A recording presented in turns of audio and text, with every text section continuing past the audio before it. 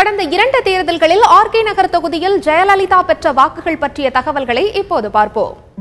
தமிழகத்தின் தலைநகரான சென்னையில் ஆர்கே நகர் தொகுதி இருந்த போதிலும் 2015ஆம் ஆண்டு சொத்து வழக்கில் விடுதலையாகி ஜெயலலிதா போட்டியிட்ட போதுதான் அனைவரின் கவனத்தையும் இந்த தொகுதி ஈர்த்தது.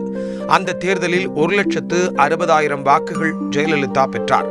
அவரை எதிர்த்து நின்ற அனைத்து வேட்பாளர்களும் டெபாசிட் தொகையை பறிகொடுத்தனர்.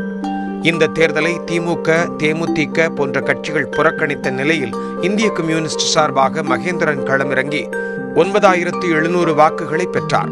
இதையடுத்து 2016 பொதுத் தேர்தலின் போது இதே தொகுதியில் மீண்டும் போட்டியிட்ட ஜெயலலிதாவால் 97,000 வாக்குகள் மட்டுமே பெற முடிந்தது. அவரை எதிர்த்து நின்ற திமுக வேட்பாளர் சிம்லா முத்துச்சோழன் 57,000 வாக்குகளை பெற்றார். அந்த தேர்தலில் முதல்வரான ஜெயலலிதா 39,000 வாக்குகள் வித்தியாசத்தில் வெற்றி பெற்ற நிலையில் திமுக தலைவர் கருணாநிதி தமிழகத்திலேயே மிக அதிக அளவாக 68,000 வாக்குகள் வித்தியாசத்தில் திருவாரூர் தொகுதியில் வெற்றி பெற்றார் என்பது குறிப்பிடத்தக்கது.